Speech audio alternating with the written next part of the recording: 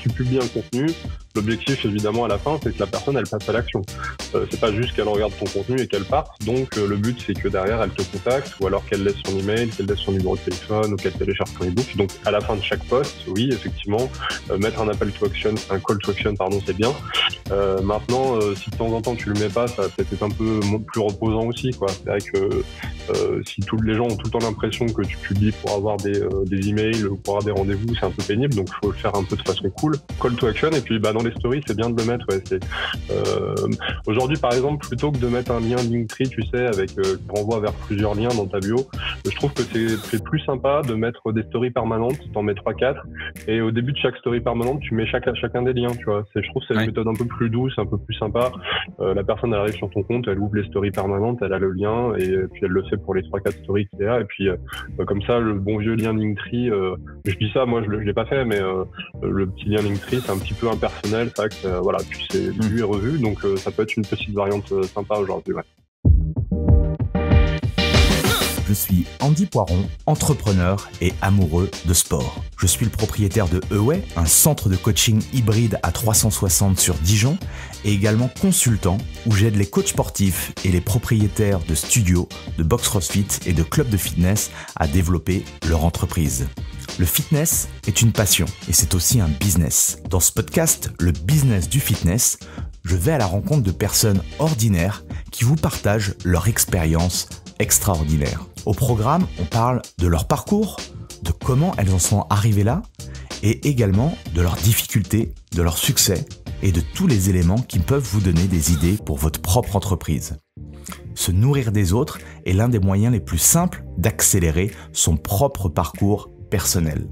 Donc faites-vous plaisir, écoutez, prenez des notes, laissez-vous inspirer et très bonne écoute. Dans l'épisode du jour, j'ai le plaisir d'inviter François Guérin, expert en marketing digital pour les coachs sportifs. Il nous a partagé son parcours inspirant de son enfance difficile à son succès professionnel.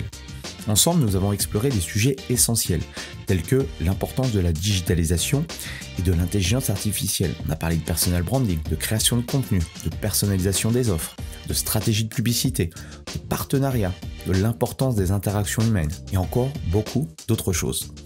Bref, je ne vous en dis pas plus et je laisse place à ma conversation avec François. Bonjour à tous, bienvenue sur le podcast Le Business du Fitness. Et aujourd'hui, je suis avec François. Salut François. Salut Andy, salut à toutes. On va démarrer très simplement en 2 petites phrases. Est-ce que tu peux nous dire qui tu es et ce que tu fais aujourd'hui? Donc je le dis dans 2 phrases ou j'ai un petit peu plus de temps? Tu peux en plus. Vas-y, je te laisse. Très bien, ça marche. Déjà merci, déjà un grand merci pour ton invitation. Déjà, c'est super sympa. Écoute, moi, je vais essayer de faire court. C'est toujours un petit peu difficile de se présenter de façon courte, mais je vais essayer. Du coup, moi, si tu veux, aujourd'hui, je forme des coachs sportifs à développer leur chiffre d'affaires grâce au digital, à l'intelligence artificielle et aux réseaux sociaux. Aujourd'hui, j'accompagne, j'accompagne toujours des coachs sportifs qui ont quand même bien marqué le milieu. Par exemple, tu vois, Julien Fosset qui est à La Réunion, je sais pas si tu connais, c'est un coach sportif que j'ai rencontré en 2020 qui coachait dans une dépendance d'un fitness park et j'ai pu l'accompagner pour créer un programme de coaching sportif en ligne. J'ai pu l'accompagner plus tard pour aujourd'hui il gère un One Fitness Club et puis je l'accompagne aussi pour développer un petit peu les stratégies qu'il met en place au sein du One Fitness Club pour développer sa visibilité. Et puis il a monté également en parallèle un studio avec sa conjointe, avec sa femme qui est coach sportive aussi. Je les accompagne également sur le développement marketing et commercial de ce studio. Et tu vois, par exemple, c'est un coach qui a eu une récompense par System.io parce qu'il a généré plus de 100 000 euros en un an sur la plateforme. Donc, si tu veux, voilà, un petit peu, j'accompagne des coachs sportifs sur ces développements-là. Je peux te citer un autre exemple aussi, Sylvain, qui est à Lyon. Moi, je suis lyonnais de base. Sylvain, il a ouvert clairement un des plus beaux clubs de remise en forme de France aujourd'hui. Tu sais, c'est un petit peu des clubs de remise en forme sur le modèle parisien, tu sais, un petit peu haut de gamme, où tu as plein de prestations assez haut de gamme et où tu te retrouves à des abonnements qui vont entre 150 et 200 euros par mois. Tu vois, c'est quand même pour une clientèle assez élevée. Et puis, lui, par exemple, en 2020, pareil, j'ai pu l'accompagner pour lancer son club, développer la visibilité de son club. Aujourd'hui, son club, il est complet. Il va en ouvrir un deuxième à Lyon. Et puis voilà, donc en fait, j'accompagne plein de coachs sportifs comme ça. Environ 80% des coachs sportifs que j'accompagne, c'est des coachs sportifs qui veulent lancer un programme de coaching sportif en ligne. C'est environ 80% de mes élèves et 20%, ça va être des coachs sportifs qui ont des clubs de remise en forme, des studios de coaching. Là, par exemple, j'ai un client à Tours qui est coach sportif, qui a monté qui a fait construire même un club, mais un grand club, tu vois, et puis il a fait construire lui-même le bâtiment, il loue des locaux commerciaux au-dessus. Et par exemple, l'exemple typique, tu vois, il a perdu ses 2 salariés. Il avait 2 coachs sportifs salariés, il les a perdus. Il a perdu également 2 coachs sportifs indépendants. Donc coup sur coup, il a perdu en fait 4 collaborateurs et il a fait appel à moi parce que il avait besoin de se refaire une clientèle et aujourd'hui on lance des stratégies Facebook, Instagram Ads pour effectivement qu'il se refasse effectivement un chiffre d'affaires, qu'il se refasse une clientèle. Je crois qu'il a perdu 80% de sa clientèle. Donc voilà, je travaille avec ce type de coach sportif là aujourd'hui. Je travaille en partenariat avec Christophe Batz aussi que tu dois connaître. Je sais pas si tu l'as déjà interviewé. Du coup, qui est un formateur aussi de renom dans le milieu du coaching sportif aujourd'hui. Je travaille avec lui et puis avec Frédéric Balusso aussi qui forme des apprentis coach sportifs avec réussir son BPJEPS. Donc voilà un petit peu tout ce que je fais. Et puis par le hasard de tout ça, j'ai pu aussi intervenir au salon du fitness, tu sais, au Fitex, au salon du fitness 2022. J'ai pu donner une conférence là-bas en 2022. Donc voilà un petit peu aujourd'hui ce que je fais. Et puis j'imagine aussi un petit peu ma présence ici aujourd'hui. Et puis ceux qui veulent retrouver un petit peu ce que je fais, c'est sur mon site internet www.françoisjean.com. Comme ça, voilà, ceux qui veulent en savoir un petit peu plus, n'hésitez pas. Yes, top. Le François tout petit, c'était qui? C'était quelqu'un qui s'intéressait à l'univers du web et à tout ça, ou comment tu t'es construit? Ouais, écoute, moi, si tu veux, à la base, je suis issu d'un cursus commercial et marketing. Donc, en fait, j'ai travaillé en tant que salarié ou en tant qu'agence pour plutôt des marques, alors rien à voir avec le sport, du coup, avec des marques comme Carglass, comme le groupe Seb, Roventat, Eiffel, etc., pour La Poste, même pour Saint-Gobain, Rubix, enfin, tu vois, des marques un petit peu soit B2C, soit B2B. Et puis, en fait, en parallèle de mes études, je faisais et je fais toujours de la boxe en compétition amateur. J'ai 5 combats aujourd'hui en amateur, donc voilà, mais 5 combats à mon actif. Et en fait, si tu veux, j'avais pas forcément les moyens de me payer un coach sportif pendant mes études pour me préparer physiquement. Donc, j'ai fait appel à un coach sportif qui, lui, était en train de développer son studio à Lyon. Et en contrepartie de ses coachings, moi, je l'aidais à développer ses réseaux sociaux, sa présence sur Internet. Et en fait, ça a commencé comme ça.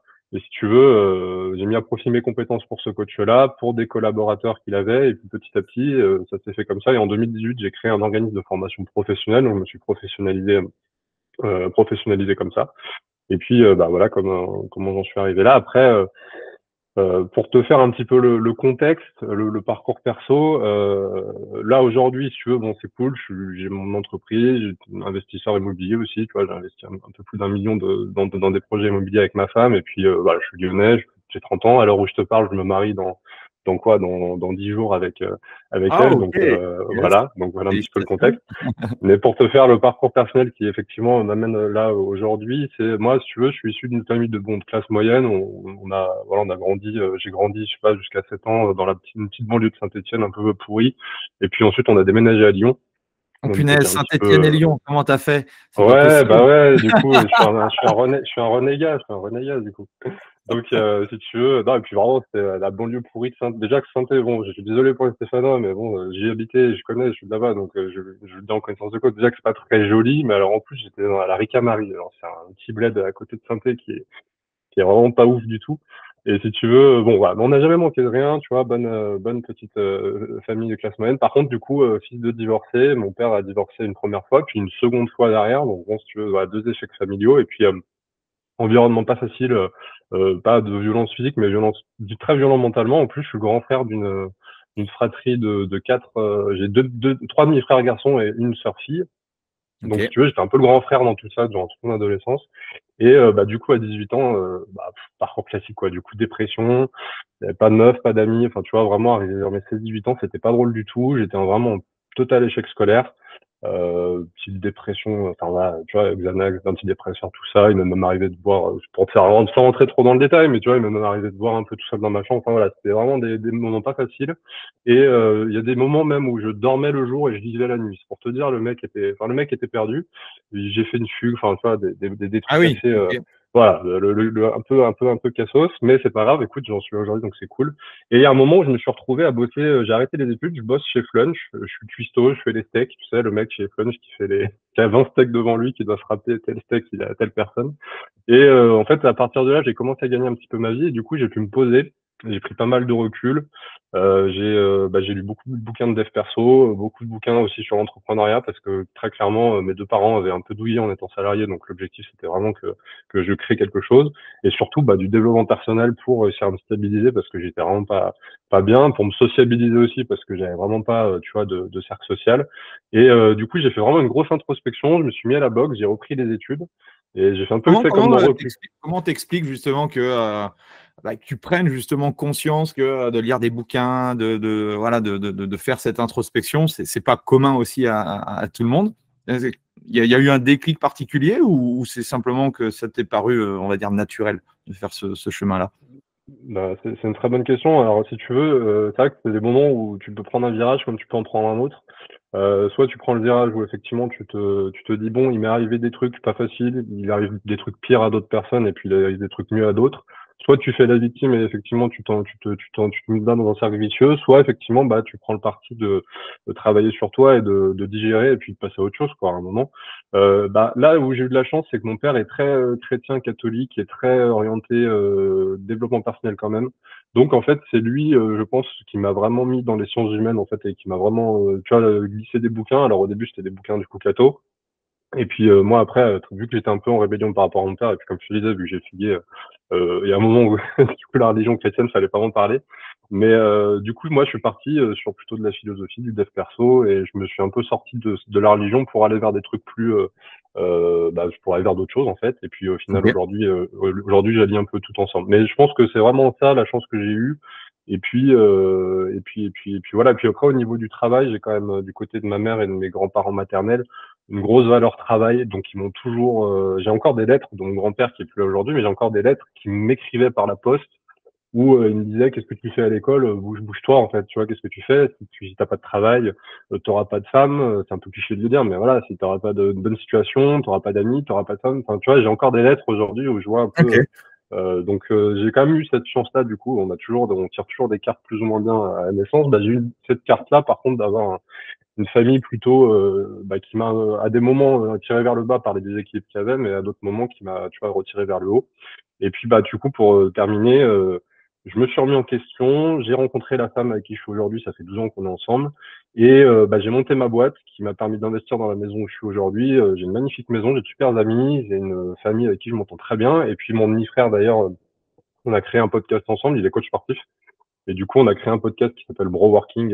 Tu pourras aller jeter une oreille si tu veux. Et du coup, on parle dedans de sport, de développement personnel, du coaching sportif et puis d'entrepreneuriat en général. Donc voilà un petit peu le parcours de comment j'en suis arrivé là aujourd'hui et qu'est-ce qui fait que je suis François aujourd'hui. C'est assez inspirant. Puis ça prouve effectivement, quelle que soit la situation où vous êtes aujourd'hui, voilà, il y a toujours, j'aime beaucoup en discutant avec toi et avec tous les autres que j'interviewe, c'est voilà, tu arrives à un carrefour où, quel que soit l'âge que tu as, de toute façon, tu arrives à un carrefour et voilà, c'est un peu les photos qu'on voit généralement où tu as à droite et à gauche. Et tout dépend ce que tu veux faire dans ta vie. Et voilà, le chemin, des fois, ça joue à pas grand-chose, quoi. Donc, c'est hyper inspirant. Merci aussi de partager tout ça parce que voilà, c'est des choses sans doute qui sont pas forcément évidentes, mais ça montre, entre guillemets, ta vision des choses. Et du coup, pourquoi tu te diriges du coup sur tout ce qui est univers du web? Voilà, c'est des choses qui t'ont toujours intéressé sur ça? Alors excuse-moi, ça a coupé un petit peu. Est-ce que tu peux répéter ta Ouais. question? Parce que ça a Ouais. coupé évidemment au moment où il y avait les mots-clés de ta question. Ça n'aurait pas été drôle sinon. Non, je te disais, c'est le fait que tu t'intéresses au web marketing, business et tout, voilà, c'était arrivé comment ça? Écoute, moi, globalement, je me suis dit à un moment, donc quand je bossais chez Flunch et que je lisais des bouquins et que je commençais à m'intéresser à l'entrepreneuriat, je me suis dit, dans tous les cas, il faut que tu montes quelque chose. Qu'est-ce que tu peux mettre à profit? Je me suis dit, bon, ce que tu as envie, c'est... donc là, je me disais, quelles études tu vas reprendre? À ce moment-là, je me demandais du coup quelles études j'allais reprendre. Donc tu te dis, bon, je vais faire ça, je vais faire... qu'est-ce que je fais? Je fais du droit, je fais du sport, je fais... qu'est-ce que je veux faire? Et je me suis dit, dans tous les cas, si tu fais de la communication et du commerce et de la vente, peu importe ce que tu lances derrière, ça te servira. Donc, fais des études comme ça, et puis comme ça, derrière, ça te laissera pas mal de portes ouvertes, puisqu'après, au pire, tu t'associeras avec un mec qui a des compétences dans autre chose et tu l'aideras à commercialiser. Donc, j'ai fait des études là-dedans. Du coup, j'ai fait toute mon expérience professionnelle là-dedans. Et puis, bah, aujourd'hui, très clairement, bah, de toute façon, le milieu de la communication aujourd'hui, c'est que le digital. Très clairement, c'est pas hyper intéressant. Alors, tu peux aussi travailler sur des marques, créer la charte graphique d'une marque. Tu peux travailler. Aujourd'hui, je travaille encore sur, par exemple, l'identité sonore des marques. Comment est-ce que tu vois la musique que tu entends dans les publicités des marques, etc. Mais globalement aujourd'hui c'est que du digital quasiment. Hein. C'est ça aujourd'hui les points de contact que tu as avec les entreprises et avec les coachs sportifs en particulier aussi. Donc c'est et voilà. Et en fait finalement bah je me suis dit en sortie d'études, je me suis dit tu vas monter une agence de communication bah, dédiée aux coachs sportifs puisque bah comme je te disais je baignais déjà dans le milieu et c'est ce que j'ai fait au début. Donc au début je vendais des prestats. J'ai lancé mon entreprise, j'étais en Martinique. Et du coup, j'ai aidé à l'époque un club de remise en forme qui s'appelait le Diamant Fitness Club ou le Diamant Fit Club, je sais plus. C'était Logan Favreau, si je me souviens bien. Et je crois que c'est un de mes tout premiers clients. Et en fait, du coup, pour 200 ou 300 euros par mois, je gérais les réseaux sociaux, etc., etc. Et puis en fait, très rapidement, je me suis rendu compte de deux choses. La première, c'est que si tu veux être efficace sur le digital, quand tu es un prestataire, il te faut un budget publicité, donc il faut tout de suite taper dans des 2-3 000 par mois ou des 1 000-2 000 euros par mois pour des coachs sportifs, ça fait énorme et c'est beaucoup trop. Ça dépend. Si tu as un club de remise en forme, ça va, mais si tu es coach sportif indépendant, c'est beaucoup trop. Et deuxièmement, je me suis rendu compte que les coachs sportifs, s'ils n'ont pas les compétences, un minimum de connaissances dans la communication, bah ils peuvent pas prendre un prestataire. Et j'en vois beaucoup aujourd'hui, et à mon avis qu'on a déjà vu toi aussi, ils prennent des prestataires pour leur faire le site internet, ils prennent des prestataires pour leur faire leur communication, mais vu qu'ils y connaissent rien, ils savent pas ce qu'ils achètent, ils savent pas quoi en attendre, donc ils managent mal le prestataire, ou alors le prestataire se fout de leur gueule, ça arrive aussi, ou on passe sous de leur gueule, mais leur voit un truc qui va pas vraiment apporter de résultat. Et du coup, ça a créé une relation très compliquée. Donc, je suis sorti de cette histoire d'agence de communication pour coach sportif et je me suis dit, tu vas plutôt monter un organisme de formation pour déjà leur apprendre à faire les choses eux-mêmes. Et une fois qu'ils savent le faire, derrière, effectivement, si, évidemment, il y a un moment où il faut déléguer. Voilà, j'ai un peu prolongé ta réponse, mais du coup, voilà un petit peu comment les choses se sont faites. Ok. Et si aujourd'hui, voilà, je démarre dans le coaching sportif, quelle est ta vision du coup? Parce que tu as suffisamment de recul et du coup d'expérience. Le marché, moi, ça fait 25 ans que je suis dans le fitness. Je n'ai pas démarré dans le personal training parce que ça n'existait pas au tout début où ça commençait à arriver. Bien sûr. Comment toi, tu vois les choses aujourd'hui et dans les 5 ans à venir? Si je devais, voilà, si j'ai passé mon BP ou mon CQP là et j'avais une discussion avec toi. D'accord. Bah, la première discussion, et je l'ai eu pas mal avec justement des coachs sportifs qui venaient de l'écosystème de Fred Balusso, du coup, puisqu'ils avaient passé donc sa formation pour réussir son BPGEPS, ils ont passé leur BP, ils l'ont eu, ok. Et souvent, bah moi j'arrivais derrière en mode bon bah les gars, maintenant c'est parti, développez votre communication, développez votre visibilité. C'est aussi ce qui s'est passé avec mon frère quand il est sorti de son BPGEPS, pareil, on a eu une discussion comme tu viens de dire, où on s'est posé autour d'un café. Bah en fait souvent bah évidemment tu as toutes les idées reçues, bah je vais aller développer des cartes de visite, je vais les distribuer, des flyers, je vais les distribuer, mais souvent le gros écueil en fait c'est surtout je veux faire les choses par moi-même. Souvent ils ont un peu cramé le budget pour passer le BP, etc., donc il y a plus trop de budget qui reste pour se former, et malheureusement bah le premier gros écueil c'est souvent, et j'avais souvent le problème avec du coup des coachs sportifs qui venaient de réussir son BPF, c'est que ils étaient encore dans l'illusion que sans aucune compétence commerciale, sans jamais avoir été commercial, sans jamais avoir été dans le marketing et la com, ils allaient trouver des clients comme ça. T'en as pour certains, en plus, pour beaucoup, ils passent le BP, ils ont aucune expérience professionnelle. Alors t'en as, c'est des reconversions, ça va, tu vois, j'ai une cliente, elle a été pendant 20 ans, alors elle a été, aucun rapport, elle a été expert comptable pendant 20 ans, mais n'empêche que tu as une rigueur professionnelle, tu sais t'exprimer, tu sais un peu quand même l'informatique, tu connais un petit peu. Voilà, ça te donne, tu vois, tu sais te lever le matin, tu sais à quelle heure faut arrêter, tu sais faire des pauses. Enfin, voilà, t'es rythmé, t'es cadré. Alors que un coach sportif qui vraiment démarre par ça, et qui sort du bac ou moins que le bac et qui passe le BP, bah là, t'as aucune structure, mec, en fait. Donc non. tu vas pas y arriver tout seul. Il faut tout de suite prendre conscience qu'il va te falloir te faire accompagner, te faire former, suivre des formations, comme les tiennes, comme celles de Christophe, comme les miennes, comme d'autres. Et c'est ensuite à partir de là que tu vas pouvoir effectivement faire des choses. Donc avant même de réfléchir à quoi faire, c'est fais-le avec quelqu'un. Et ensuite, effectivement, pareil, du coup, ne délègue pas, puisque tu ne t'y connais pas. Ça vaut pas le coup de déléguer quelque chose que tu ne connais pas.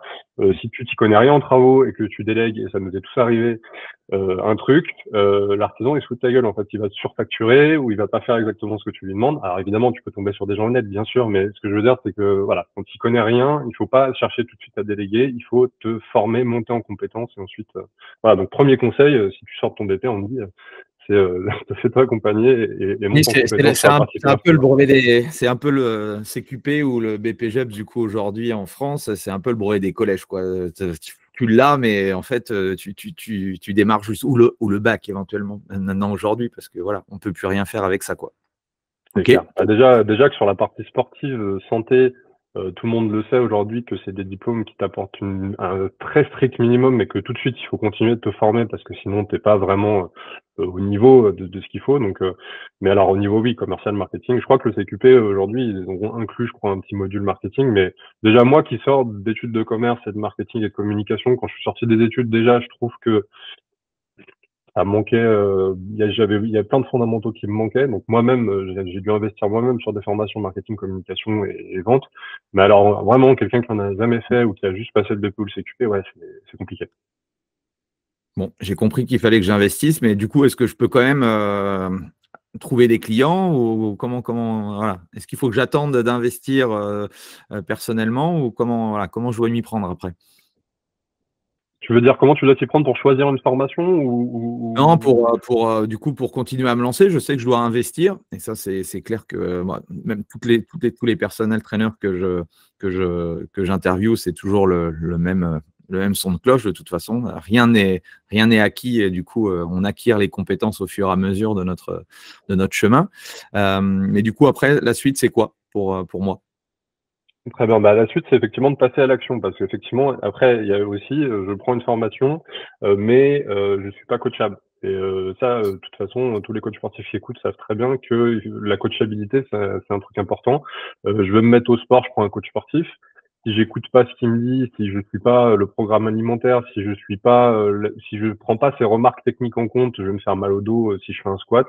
Si je prends pas en compte le programme alimentaire, je vais avoir beaucoup moins de résultats que si je le prends en compte. Ça, c'est un élève coachable. De la même façon, tes coachs sportifs, il faut que tu sois coachable toi aussi. Je veux dire, tu promeus aux gens, tu leur dis faites-vous coacher au niveau du sport. Bah, toi-même, il faut que tu sois aussi coachable au niveau entrepreneurial. Donc, c'est de passer à l'action et d'être coachable. Donc, écouter, prendre des notes, être très rigoureux sur l'écoute et la prise de notes, et ensuite, effectivement, passer à l'action.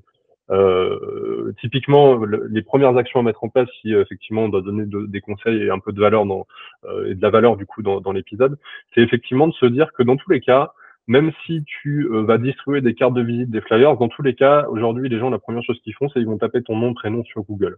Peu importe ce que tu fais, peu importe ce que les gens font, que ce soit un électricien, un garagiste, un commerçant, peu importe, aujourd'hui, les gens vont taper ton nom, ton prénom sur Google. Donc à partir de là, il faut déjà que la vitrine soit belle. Donc il faut déjà que tu aies une belle fiche Google, que la fiche Google elle soit clean, elle soit propre. La fiche Google, vous savez, c'est lorsque vous cherchez une entreprise sur Google Maps, et ben effectivement, quand on clique sur l'entreprise, on a les avis, on a la description, le site internet, les réseaux sociaux, des photos, des jolies photos. Shooting photo sous-côté, hein, shooting photo. Combien de coachs sportifs je vois ont 10, 15, 20 ans d'expérience, ils ont jamais fait un shooting photo. En fait, non.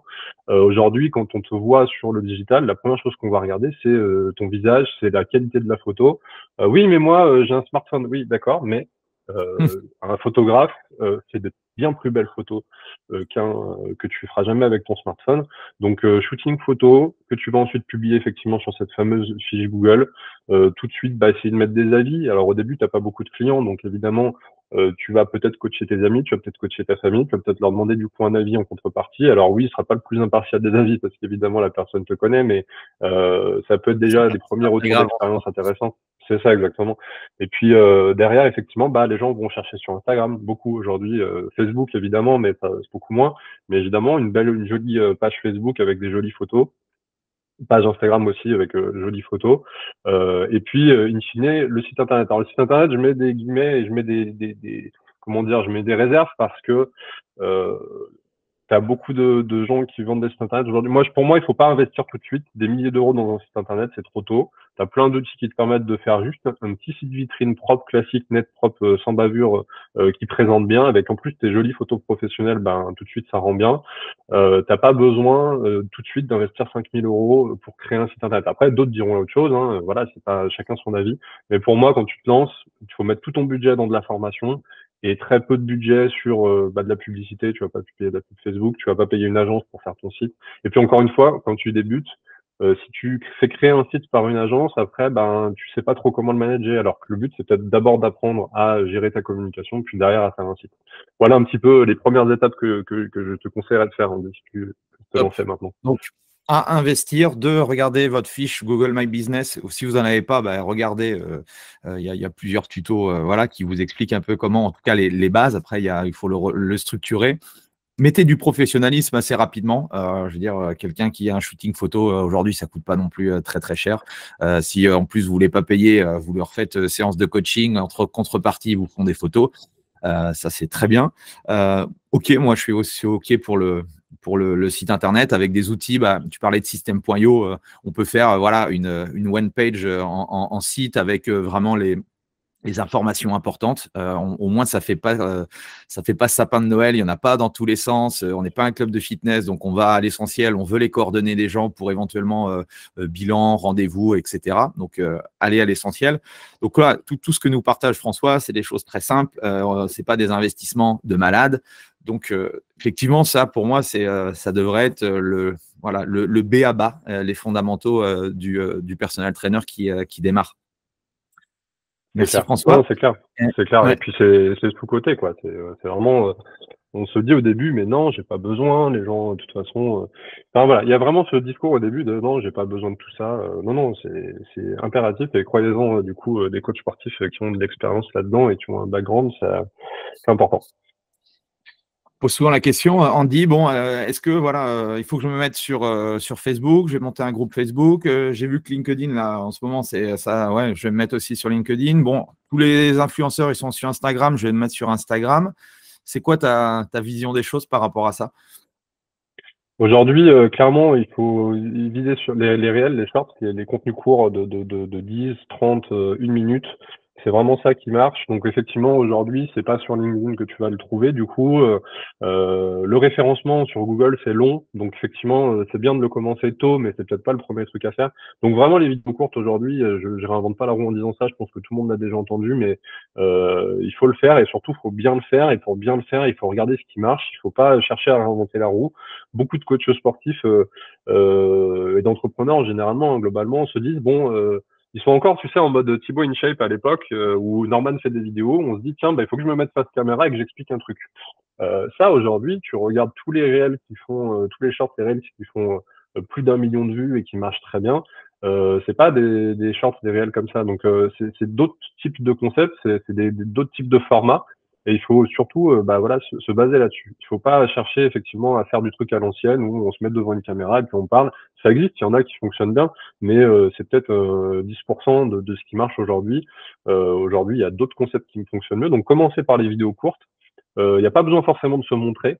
C'est ce que je montre pas mal à mes élèves du coup dans les formations, c'est que finalement je leur partage mon écran et on va sur Instagram ensemble et puis je leur montre effectivement ce qui marche et généralement ils en reviennent pas, ils sont là mais en fait ça dure que 10 secondes. Moi je m'embête là depuis des mois à faire des vidéos de 3 minutes où j'explique des trucs compliqués, ça marche pas et là en fait je vois qu'un truc qui dure 10 secondes qui est tout con, ça fait 1 million de vues. Bah ouais, c'est ça. Donc après, il faut pas faire que des contenus courts parce que c'est pas avec des contenus courts que tu vas faire changer la vie des gens. C'est pas en 1 minute que tu vas convaincre quelqu'un de se mettre au sport, mais ça va attirer les gens vers justement cette fameuse fiche Google, vers ton site vitrine, vers ta page Instagram où tu vas peut-être expliquer des choses plus longues. Et du coup, voilà. Donc aujourd'hui, commencez vraiment donc pour te répondre concrètement, Instagram, Facebook où tu peux faire des vidéos courtes, YouTube, et puis bah t'as toujours le TikTok. Là, oui, mais TikTok c'est trop jeune. Ça va petit à petit se démocratiser et ça se démocratise déjà chez des personnes un peu plus âgées. Donc pas hésiter aussi à se mettre maintenant sur TikTok, même si pour l'instant, tu vois, j'ai des élèves qui ont 20 à 30 000 followers sur TikTok, ça leur sert à rien, ça leur rapporte que dalle. Donc pour l'instant, c'est pas bankable, mais tu vois, le jour où ça l'est, si tu as déjà une bonne base dessus, c'est intéressant. Si tu devais avoir un palmarès des médias sociaux à démarrer, ça dépend un petit peu de quoi? Enfin, ça dépend de la niche du coach, ça dépend de quoi, selon toi? Enfin, par rapport à, est-ce que je dois commencer par Instagram, TikTok, YouTube? Tu as des avis par rapport à ça? Bah, globalement, Instagram, hein. Instagram, il faut que ce soit Instagram, c'est vraiment le réseau social sur lequel il faut être en premier. Après, j'ai envie de te dire, effectivement, ça dépend de ta cible quand même. Effectivement, si tu veux cibler les très jeunes, TikTok, c'est mieux, mais ça, j'enfonce une porte ouverte. Moi, je pense qu'il faut être surtout, c'est pas compliqué. Une fois que tu as fait ta vidéo courte, tu la l'uploades sur tous les. Alors, je sais qu'il y a des coachs sportifs qui me disent ouais, mais moi, j'ai envie de produire un contenu différent en fonction de si c'est Instagram, de si c'est TikTok, etc. Oui, d'accord. Quand tu auras le temps de le faire et que quand tu auras les ressources pour le faire très bien, mais au début, je pense qu'il faut ne pas hésiter à faire des tests. En fait, pour moi, la bonne approche, c'est toujours de tester. Tu te testes, tu mets tes vidéos courtes pendant 6 mois. Une fois par semaine ou deux, tu les mets à la fois sur Instagram, sur TikTok. Du coup, il reste quoi? Il reste YouTube et Facebook. Et puis ensuite, tu vois ce que ça donne. Moi, je sais que j'ai des vidéos courtes qui fonctionnent très bien sur YouTube, qui fonctionnent pas du tout sur Instagram. Et puis vice-versa, j'ai des vidéos qui fonctionnent très bien sur Instagram, qui fonctionnent pas sur YouTube. Je pense que toi aussi. Donc, il faut pas hésiter à tester. Moi, je mettrais pas forcément de préférence. Sachant que tu vas du coup toucher un peu tout type de cible, de population, c'est intéressant. Pour moi, Facebook aujourd'hui, évidemment, c'est un peu un public un peu plus vieux, entre guillemets. On est des anciens encore à aller sur Facebook, mais les plus jeunes, je pense qu'ils y vont plus. Par contre, effectivement, TikTok peut-être un peu trop jeune. Donc, mais moi, je pense je suis partisan de tester, de publier sur tous les réseaux sociaux et puis de voir ensuite en nombre de vues, mais pas que en nombre de vues, de regarder aussi en nombre je sais pas, si tu veux que les gens te contactent, de voir combien de personnes t'ont contacté, ou si tu veux que les gens s'inscrivent prennent télécharge ton ebook, combien de personnes ont téléchargé ton ebook, etc., etc., quoi. En termes de fréquence de publication, c'est aussi des questions qu'on a souvent. C'est quoi ta position par rapport à ça? Moi, vraiment, ma vision, c'est la progressivité. Mais commence pas, hein. Je vais pas, pareil, là, pour toi et puis tous les coachs sportifs qui nous écoutent, c'est une notion que vous connaissez bien en sport. Il faut se l'appliquer aussi dans l'entrepreneuriat et de partout, en fait. Globalement, quand tu démarres une nouvelle passion, quand tu démarres une nouvelle activité, il faut de la progressivité. Donc, moi, vu que la plupart de mes élèves, c'est des élèves qui n'ont jamais vraiment été sur les réseaux sociaux et qui n'ont jamais été très constants sur le digital, je leur fais pas commencer par publier un réel par jour parce que ça va les cramer, ils vont tenir 3 semaines. Je sais, j'ai une élève qui m'a dit ouais, voilà, moi à un moment pendant 6 mois j'ai publié, alors je sais plus si elle publiait une fois par jour ou tous les 2 jours. Et puis en fait là ça fait 3 ans qu'elle a 2 ans ou un an, je sais plus, bref, on s'en fiche, qu'elle a pas publié. Donc c'est comme en sport, si tu pars trop vite, tu vas vite t'essouffler, on les connaît tous, les sportifs du dimanche qui du jour au lendemain se mettent à perdre 15 kilos et puis à courir 3 fois par jour, 3 fois par semaine, machin, etc. Et puis en fait, tu reviens 6 mois après, la personne, elle a tout repris, elle fait plus rien.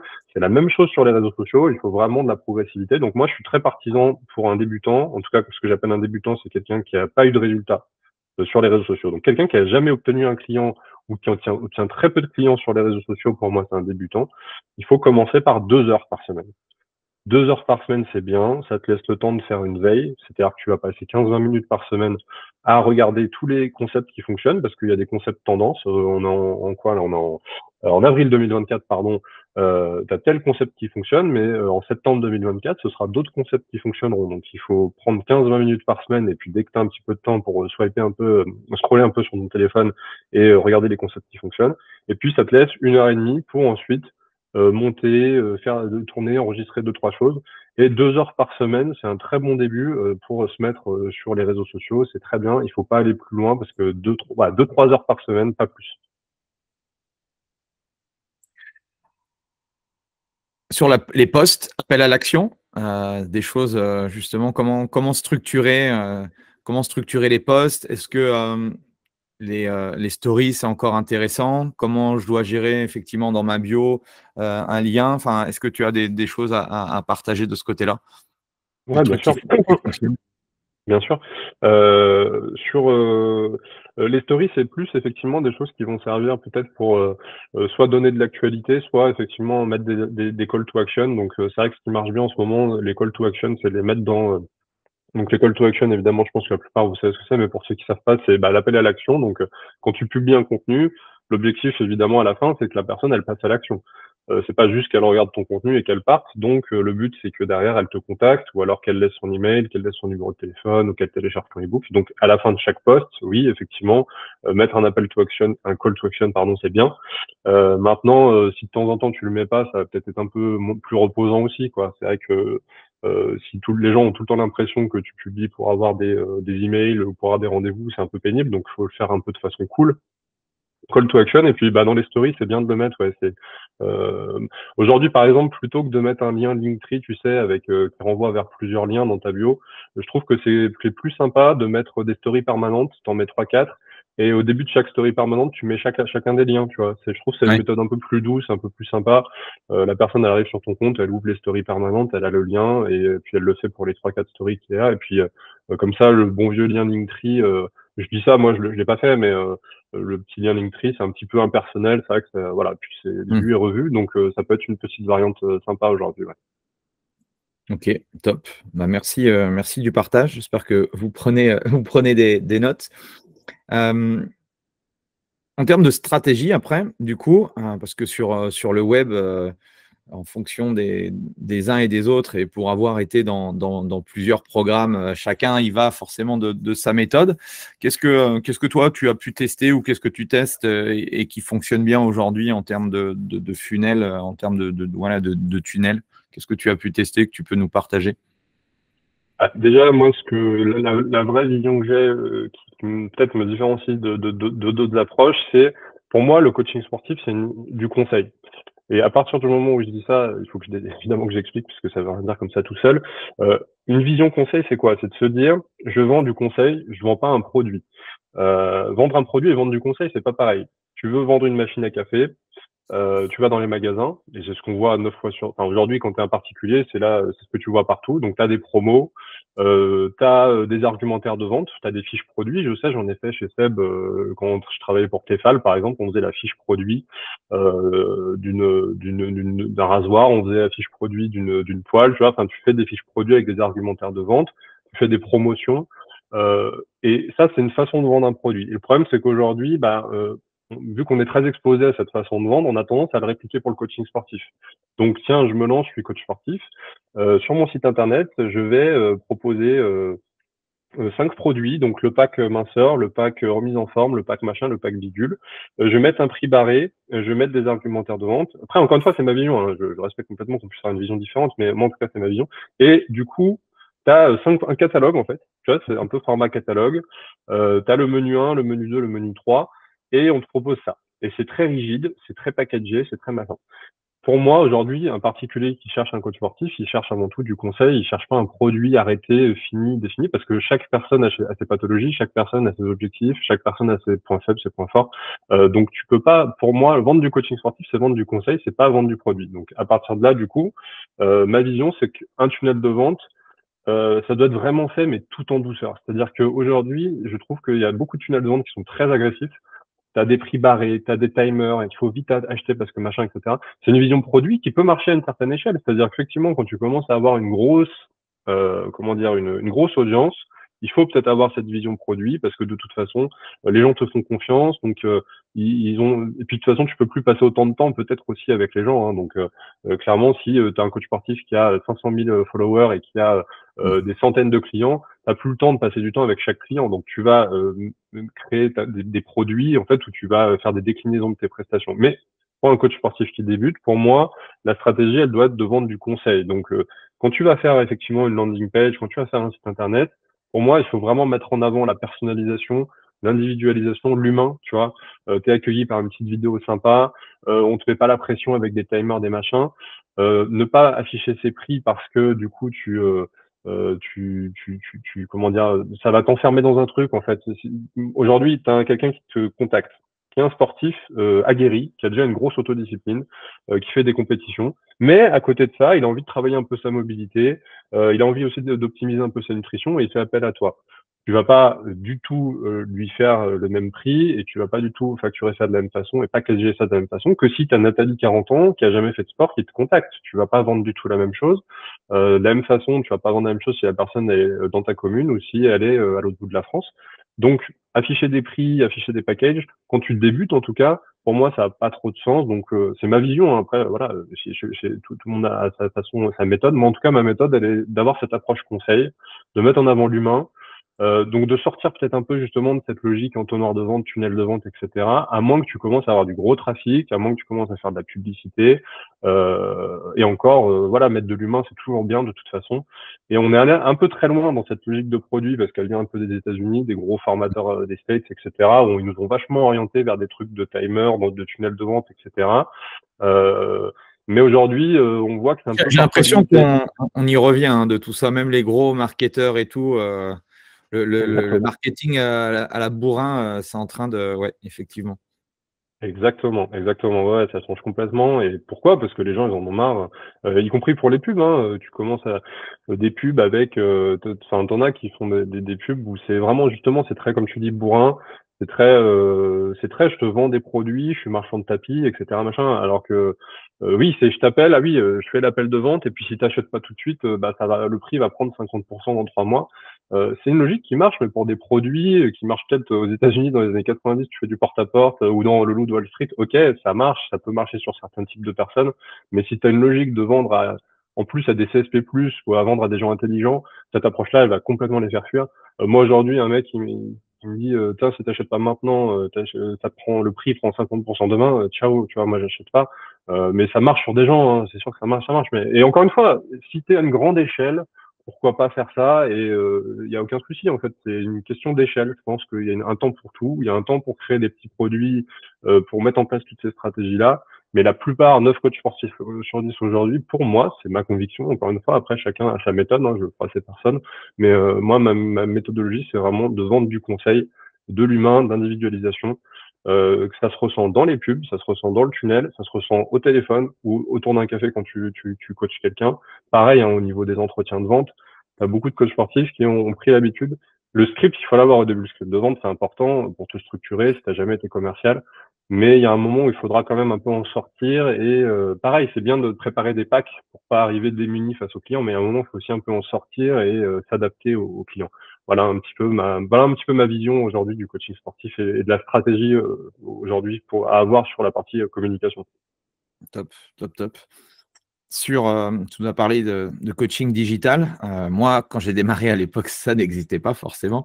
Mais du coup, la Covid nous a aussi beaucoup aidé par rapport à une partie de la digitalisation. Et aujourd'hui, il y a aussi des business de coachs sportifs qui se sont développés 100% online. Comment tu vois les choses, toi, par rapport à ça? Bah, je trouve que justement, dans cette logique de conseil, c'est intéressant parce que le conseil, il n'a pas besoin d'être en présentiel.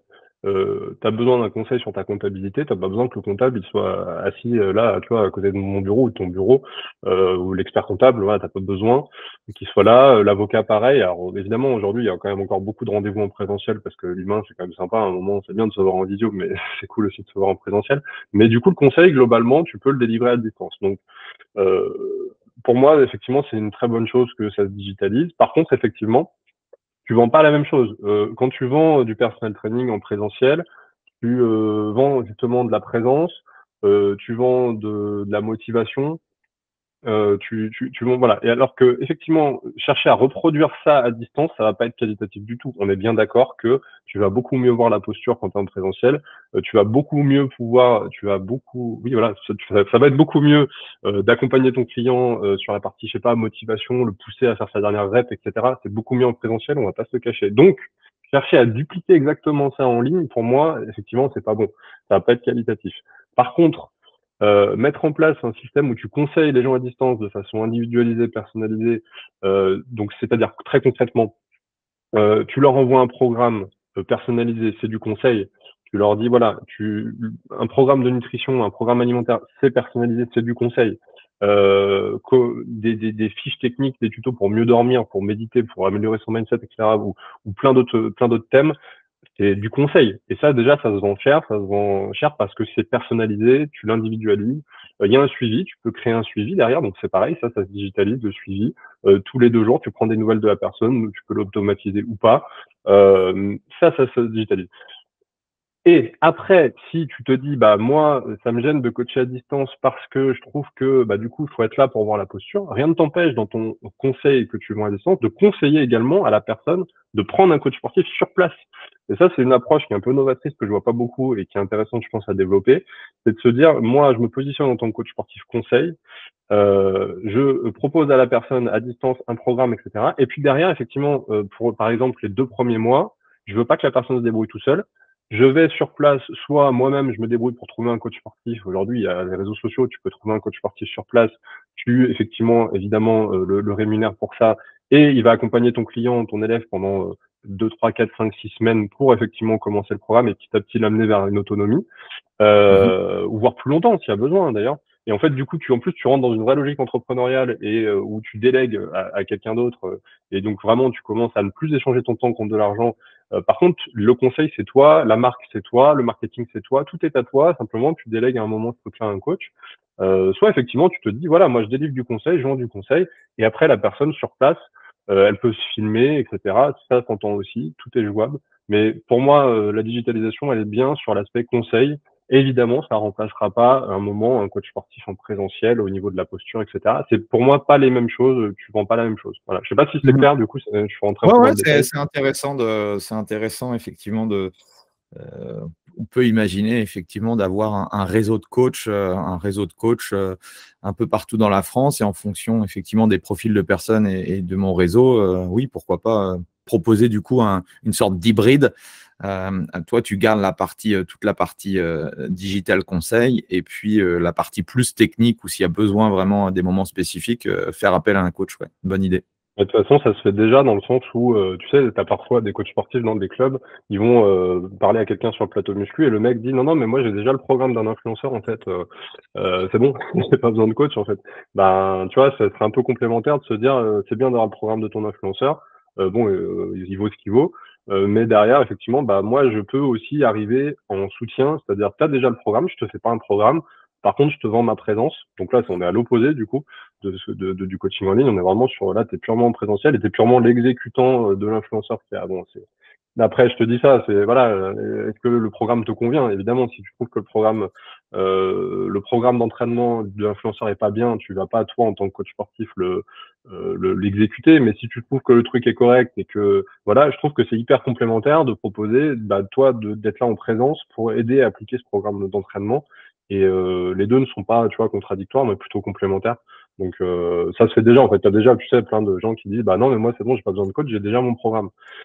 Ouais, mais comment tu le fais, comment tu l'implémentes, Moi, j'ai vendu beaucoup d'accompagnements avec des personnes qui avaient déjà Freeletics et des applications mobiles. Et je leur disais, ben voilà, on va partir de cette base-là, mais moi, je vais t'apporter ça, ça, ça en plus. Et du coup, voilà.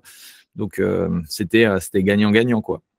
c'est ça. Et Parce c'est là où l'approche qu'aujourd'hui, conseil, elle en est plus. importante. Pardon, excuse-moi, je t'ai coupé. Non, non, mais Excuse-moi. vas-y, Non, j'allais dire, c'est vas-y. là où l'approche conseil justement est importante, c'est que de toute façon, si tu es juste là pour vendre des programmes, tu vas te faire remplacer dans le sens où aujourd'hui un programme, une IA elle peut te le faire, une application peut te le faire.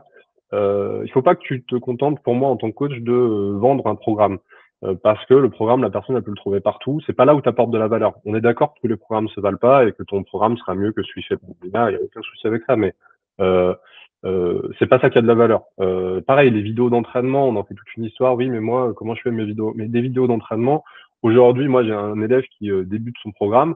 Il vend son programme à plus en ligne, donc son programme à distance pour aider les mecs à prendre de la masse. Il le vend à plus de 1 000 euros, mais dedans, il a mis quand même des tutos YouTube en fait, parce que il débute. Plus tard, il va tourner ses propres vidéos, etc. Il n'y a aucun souci, mais ce que je veux dire par là, c'est que la personne, elle s'en fout, son client s'en fout, parce que son client, ce qu'il veut surtout, c'est du suivi, c'est de l'individualisation, et finalement, le tuto pour faire sa pompe correctement ou son squat, ou n'importe quoi, il peut le trouver n'importe où. Donc, ce qui a de la valeur, c'est ni les vidéos, ni l'application, ni le programme, c'est vraiment l'humain qu'il y a derrière. C'est pour moi ça aujourd'hui qui a de la valeur, et c'est ça qui permet aussi de facturer en high ticket et de facturer un prix élevé. C'est que tu vas vendre du conseil, et c'est valable dans tous les secteurs aujourd'hui. Alors même pour faire ta compta aujourd'hui, tu as des logiciels qui existent. Et plus tard, tu vas avoir les IA qui vont encore plus.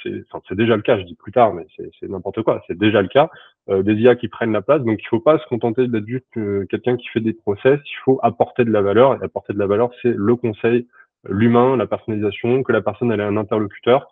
La différence entre Freeletics et toi, c'est que toi, quand elle t'appelle, tu réponds. Freeletics, t'appelles quelqu'un, il y a personne qui répond. Donc voilà, la vraie valeur justement, c'est le conseil, et c'est pour ça aussi que ça te permet d'en vivre, parce que ça permet de facturer cher aussi. Si tu vends juste un programme et des vidéos, j'ai un élève, hein, je te parlais de Julien à La Réunion. Lui, par exemple, son programme au début, c'était ça. Tu avais accès à une bibliothèque de vidéos en plus tournée à La Réunion. Tu avais la piscine, des palmiers, tu vois, c'était joli, la plage, etc. C'était magnifique. T'achètes ton programme, je sais plus, t'as acheté 300 euros, t'avais un ensemble de vidéos d'entraînement. C'est joli, c'est sympa. T'avais pas de suivi. T'avais pas d'individualisation, pas de personnalisation. Bon, bah, ça se vendait 300 euros. Alors, c'est très bien parce que ça correspond à une clientèle qui a jamais fait de sport, qui tout de suite, si tu lui mets, tu sais, une personne qui a jamais fait de sport, si tout de suite tu lui mets un coach, un programme d'entraînement, etc., ouf, ça a trop lui prendre la tête, elle va fuir. Elle a besoin au début d'un petit contenu Netflix, limite, elle se pose dans son canapé, elle regarde les vidéos d'entraînement tournées à la plage, ça la fait rêver un peu, elle a l'impression de faire du sport, et au bout d'un moment, elle va se rendre compte qu'en fait, elle fait rien, et qu'il va peut-être du coup falloir un coach sportif à ce moment-là pour passer à l'action. Voilà, et du coup, c'est une suite logique après qui se met en place. Mais voilà, donc pour te rebondir sur ce que tu disais, effectivement, pour contrer aussi ces avancées-là, politiques, etc., pour t'adapter plutôt, il faut vendre du conseil pour continuer d'avoir de la valeur en tant que coach sportif. Oui, après, tout dépend, voilà, effectivement, le business model que tu choisis. Il y en Bien a sûr. plusieurs. Ils sont tous bons. On pourrait montrer des exemples. Moi aussi, je connaissais dans un mastermind où j'étais, c'était 297. Alors maintenant, ils ont plusieurs programmes, mais ils faisaient 1 million d'euros de chiffre d'affaires avec un programme à 297. Alors, Bien donc, sûr. ouais, tout dépend. Voilà. Tu parlais de high ticket, justement. Je pense que certains coachs ont entendu voilà, les prix premium ou augmentés. Pour toi, ça veut dire quoi? En termes de, Pour un ça coach, veut dire, ouais, pour un coach, faire du high ticket dans le coaching, voilà, ça représente quoi pour toi et quelle est ta vision là-dessus? aujourd'hui, très concrètement, pour parler en termes de prix, aujourd'hui, c'est compliqué de vendre, je trouve, un budget, c'est compliqué de vendre plus que, je sais pas, aujourd'hui, tu vois, les élèves qui proposent vraiment justement cette approche conseil-là et qui vendent, entre guillemets, du étiquette, tu vois, ils vendent des programmes et des accompagnements à 1005, 1500 euros qui vont faire payer généralement sur 6 mois. Donc voilà, aujourd'hui c'est dur, je trouve, de facturer plus que 300 euros par mois, c'est déjà beaucoup. Encore une fois, l'approche elle est la suivante, c'est que ils vendent du conseil et ils vendent de la montée en autonomie aussi. C'est-à-dire que tu achètes ça, le but c'est pas de payer à vie 300 euros par mois, le but c'est que pendant 6 mois, tu vas énormément, vu que tu es débutant et vu que ces programmes-là s'adressent à des débutants, tu vas énormément monter en compétences. Et donc derrière, tu vas pouvoir ensuite prendre un suivi un peu plus light et payer beaucoup moins. Mais aujourd'hui, pour moi, c'est du high ticket. Tu fais payer 300 euros par mois à quelqu'un sur 6 mois ou tu vois un peu moins. C'est déjà, je trouve, du high ticket. Après, peut-être qu'il y en a qui vendent plus cher. Peut-être qu'avec des petites techniques et des promos, des machins, tu peux vendre plus cher. Mais je trouve que c'est déjà bien. Euh, voilà, et du coup, pour te répondre, effectivement, le ticket pour moi, c'est du conseil. Il faut que tu aies un humain derrière, il faut que tu aies de la personnalisation, de l'individualisation. Et évidemment, il faut que ce soit quali au niveau professionnel. Il faut que ce soit professionnel. Après, encore une fois, c'est souvent une croyance un peu limitante des gens qui débutent. Ils se disent, ouais, mais moi, je suis pas assez professionnel, donc je vais pas le faire tout de suite, je vais pas facturer aussi cher tout de suite, etc. Il faut se dire un truc, c'est que quand tu as passé le BPGEPS, si tu as ensuite suivi même ne serait-ce que 2-3 formations derrière, que tu as quelques années d'expérience, la personne qui a jamais fait de sport, tu vas vraiment lui chambouler sa vie, quoi. Donc en fait, ça vaut de l'argent. T'as pas besoin d'avoir 50 ans d'expérience, de toute façon, tu les auras jamais, pour facturer cher. Donc voilà, l'étiquette aujourd'hui pour moi, c'est quelque chose qui est accessible à quasiment tous les coachs sportifs qui veulent bien effectivement avoir cette approche conseil et qui vont pas chercher à vendre un truc standardisé. Parce que justement, le standardisé, comme tu disais, déjà, on en revient un petit peu, que ce soit dans la formation, le coaching. Et puis, encore une fois, il faut une grosse audience pour standardiser. Ça sert à rien de standardiser avant, je pense. Et du coup, t'en as beaucoup qui veulent copier aussi. Ils disent, tiens, Move Your Fit, ils font plein de petites vidéos, donc je veux faire pareil. Ouais, mais Move Your Fit, ils ont une méga audience, en fait, tu vois. Ils ont une méga audience, ils ont une méga expérience, ils ont des méga budgets aussi, ils sont suivis par des agences, Thibaut Geoffrey aussi. C'est des acteurs comme ça qui, voilà, donc au début, quand tu débutes, effectivement, vendre du étiquette, je trouve, c'est effectivement proposer de l'individualisation, de la personnalisation, du conseil. Et au niveau budget, ça va être entre 200 et 300 euros par mois sur 6 mois. Je trouve que c'est un bon. Voilà, dis-moi ce que t'en penses. Après, toi aussi, Ouais, évidemment, je suis OK. Non, non, mais c'est Moi, ce que je leur dis, c'est faut commencer voilà, 250, 300 par mois. Alors après, tout dépend une nouvelle fois de est-ce qu'on est sur un Mais derrière, format bien sûr. 100% digital, hybride. On peut pricer aussi beaucoup plus cher si on a une partie présentielle. Donc après, voilà, ça dépend un petit peu, mais c'est clair que si on veut véritablement, de toute façon, après, voilà, on prend un tableau Excel, on regarde entre le chiffre d'affaires que l'on a et le temps passé, on se rend compte vite qu'il y a un problème dans la matrice. Donc, à un moment donné, c'est soit tu finis en burn-out ou soit tu changes le pricing pour pouvoir vivre pleinement de ton activité et aussi avoir du temps pour construire des choses. Selon D'autant qu'il y a toi, plein de trucs qui sont, Ouais. d'autant qu'il y a plein de trucs, excuse-moi, je te coupe, d'autant qu'il y a plein de trucs qui sont vraiment automatisables, quoi. Si tu te rends compte que ça fait, d'autant plus pour les coachs qui nous écoutent, qui ont de l'expérience, tu sais très bien que, il y a des trucs, tu les répètes à chaque élève et tu vas pas changer, tu changes pas mot pour mot le discours, c'est la même chose, c'est les mêmes bases, c'est les mêmes basiques. À quoi ça sert de le répéter 100 fois si une bonne fois pour toutes, tu peux t'enregistrer, ne serait-ce qu'en podcast audio ou l'enregistrer, en vidéo, une bonne fois pour toutes, tu fais ta démonstration et derrière, tu l'envoies, si tu es en personal training, tu peux même l'envoyer à tes clients avant la séance pour qu'ils les regardent. Et quand ils arrivent en séance de personal training, t'as pas ces 10 minutes d'explication à faire. Ils ont déjà le contexte quand ils arrivent à la salle ou dans ta salle ou dans ton studio. Et si tu es en 100% en ligne, et ben pareil, quoi. Il y a plein de trucs qui ne nécessitent pas forcément de faire une visio et de répéter à chaque fois les trucs. Donc, tu as raison, en termes de temps passé, justement, cette digitalisation, elle a du bon parce qu'elle te permet quand même d'éviter de te répéter 100 fois, quoi. Il y a un moment, ton explication sur pourquoi est-ce qu'il faut un programme alimentaire personnalisé, etc., ou n'importe quoi, tu vas répéter exactement la même chose à tout le monde. Donc, je pense qu'il faut standardiser une partie, pas tout, pas trop. Enfin, il faut doser selon ton niveau, et puis toute une autre partie, garder cet aspect justement humain et à l'écoute et personnalisé. Parfait. Et tu parlais tout à l'heure de publicité. Selon toi, un personal trainer devrait commencer à faire de la pub à partir de quand? À partir du moment où il peut se permettre, tu sais, on dit souvent quand tu investis dans l'investissement financier, il y a des moments où il y a des investissements, il faut être prêt à les perdre. Par exemple, aujourd'hui, si tu investis dans la crypto, clairement, il faut mettre uniquement ce que tu es prêt à perdre. Moi, aujourd'hui, je mets un peu tous les mois sur de la crypto, mais je mets que des trucs où je sais si demain ça se pète la gueule, c'est pas grave, tu vois, je serai serein avec ça. Donc, de la même façon, c'est un budget, il faut se dire au début qui va être peut-être un petit peu à perte, même si très clairement, bah, je te parlais de mon client de Tours qui a son club.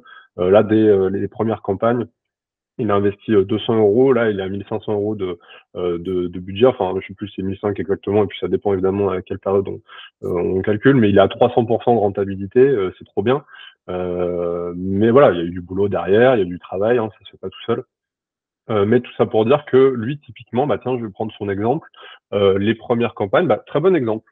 Très bon exemple. Alors, c'est un business local, là, pour le coup, c'est ça? Alors, c'est un business local, t'as raison. Tu Ouais. parlais en coaching en ligne, pardon? Non, non, Tu non, me non, parlais de du coaching. coup, Ok. non, non, allons-y, allons-y. Moi, Euh, peu sur importe. le sur le- sur peu importe en fait le business, c'est déjà effectivement de commencer par mettre une fois évidemment que tu as la bonne landing page, enfin bah, évidemment moi j'ai une liste de critères où je dis à mon élève bah à ce moment-là tu es prêt à lancer ta pub, lance ça pas avant, tu vas perdre de l'argent. Une fois qu'on a mis en place ensemble tous ces critères-là, je sais pas, je dis n'importe quoi, une belle landing page avec une vidéo. Lui, c'est un commerce local, donc typiquement une vidéo de ton commerce me paraît absolument indépassable. Si t'as pas la vidéo ou t'arrives, pourquoi pas en drone, et hop, et après t'as le caméraman qui va des vestiaires jusqu'à la salle, et, en train de voir un coach en train de se faire coacher avec une musique percutante, ça dure 1 minute 30. Pour moi, avant d'avoir une jolie page de capture comme ça, une jolie landing page avec cette vidéo-là, avant, bah, si tu fais de la pub, tu vas perdre un petit peu d'argent. Quand je dis perdre un peu d'argent, c'est tu vas investir 300 euros de publicité et tu vas peut-être en retirer 300 ou à peine 300 et soit voilà, tu vas pas gagner d'argent, soit tu vas en gagner peu. Euh, voilà, donc excuse-moi, du coup, je fais une réponse à rallonge. Donc, tu m'as demandé à partir de quand faire de la publicité. Bah, je dirais effectivement à partir du moment où tu peux te dégager 400, 500 euros par mois de publicité sur un commerce local. Mhm. Après, sur un commerce non local, du coup, effectivement, tu as bien fait de me poser la question et de faire le distinguo. Sur du coaching sportif en ligne, pour moi, il faut plus de budget parce que commerce local, mine de rien, ça crée beaucoup plus la confiance. Tu vois, c'est pareil, petite astuce, sur sa landing page, à lui, on a mis la géolocalisation Google Maps, tu sais, on a intégré, on a mis un petit code HTML, on a mis la géolocalisation Google Maps. Il n'empêche que quand tu arrives sur la page, tu te dis, ouais, est-ce que c'est peut-être une arnaque? Et hop, bam, tu vois la géolocalisation Google Maps, tu peux cliquer dessus et aller voir les avis qui sont laissés, tu as l'adresse, Et là, tout de suite, tu es Ouais. rassuré, tu te dis, c'est bon, c'est pas du fake. Alors que coaching sportif en ligne, ou même toi et moi, ce qu'on fait de formation en ligne, c'est toujours plus compliqué parce que vu que t'es pas sur un commerce local, tu as toujours cet a priori un petit peu de tiens, est-ce que c'est une arnaque, est-ce que c'est un vrai mec, est-ce qu'il habite vraiment là, parce que tu vois là j'ai une coach sportive qui m'a demandé mon numéro de déclaration d'activité d'organisme de formation. Tu vois, c'est la première fois qu'on me le fait, mais c'est pour te dire le niveau aujourd'hui d'un peu pas de Le paranoïa, mais c'est normal, scepticisme. Ouais. de scepticisme exactement. Elle me l'a demandé ce matin, tu vois. Je me dis ah bon, si tu veux ça, enfin, après, elle est dans elle est dans le milieu de la formation, donc je pense que c'est pour ça. Elle connaît un petit peu le métier, mais bon, tout ça pour dire, comme tu dis, qu'il y a un gros niveau de scepticisme. Donc oui, je serais plus sur coaching sportif en ligne, je serais plus sur un budget, ouais, un bien 500 € minimum, voire 1000 €, c'est bien. Typiquement, je parlais de Julien, la première fois, je crois qu'il lance une campagne, effectivement, il était sur des budgets comme ça, quoi. Donc au début, ouais, c'est important. Et puis au début, c'est important. Et au début, il faut encore plus redoubler d'efforts pour créer du contenu. Parce que tu vas devoir créer 2 fois plus de confiance. Il va falloir mettre 2 fois plus de qualité que pour un commerce local aussi, hein, que pour un club ou un studio de coaching. Donc effectivement, avant de lancer de la publicité, je trouve qu'il faut vraiment que les photos soient quali, les vidéos soient quali. Donc c'est déjà un budget potentiellement. Et donc c'est déjà voilà un budget hein, qu'il faut prendre en compte aussi. Et puis faut créer du contenu. Bah tu connais, hein, tu vas faire des webinaires, tu vas faire des challenges, tu vas créer des e-books, etc. C'est aussi du temps passé, mais il faut créer beaucoup plus de contenu pour créer la confiance. Mais encore une fois, c'est accessible. Faut se donner les moyens, faut se bouger, faut se mettre de la rigueur, de la discipline. Et encore une fois, pas commencer trop vite. Si tu veux tout de suite passer de je publie rien sur les réseaux à un webinaire par semaine, un réel par jour et j'envoie un newsletter par jour, etc. Enfin, tu vas tenir 2 mois et puis tu vas te cramer, quoi. Donc, il faut de la progressivité et on est là, toi et moi, je pense, pour effectivement timer, leur mettre et d'autres acteurs, bien sûr. On est là aussi pour timer et leur dire non, vas-y doucement, fais-moi confiance. Là, tu as l'impression que c'est très théorique et que ça avance pas vite, mais t'inquiète, c'est que le début, petit à petit, moi, je vais te faire monter en vitesse et petit à petit, tu vas avoir des résultats. Donc, voilà. Ouais, top. Moi, j'ai toujours eu plus de facilité à faire de la pub en local que de la pub en online parce que du coup, tu sais pas trop, entre guillemets, où est-ce que tu dois aller chercher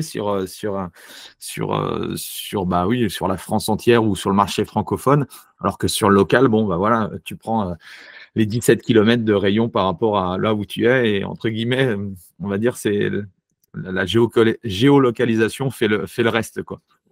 C'est clair que pour le même budget, du coup, la zone, elle est tellement restreinte que du coup, tu vas tout de suite monter dans les tops, enfin, tu vas être très visible tout de suite, quoi. Alors que c'est vrai que jouer avec les centres d'intérêt, etc. Alors évidemment, après, quand tu commences à une bonne base mail, c'est plus simple de faire du retargeting, etc. Mais c'est Ouais. vrai que c'est tout de suite des budgets plus importants. Et puis, comme tu dis, ouais, c'est beaucoup plus dilué, beaucoup plus dilué. Donc, je reviens à ce que je disais au début, c'est vrai que le testing, il est hyper important et de faire beaucoup de tests et donc voilà. Donc ouais, effectivement, t'as raison. C'est encore c'est un autre sport. Ouais, ouais, exactement.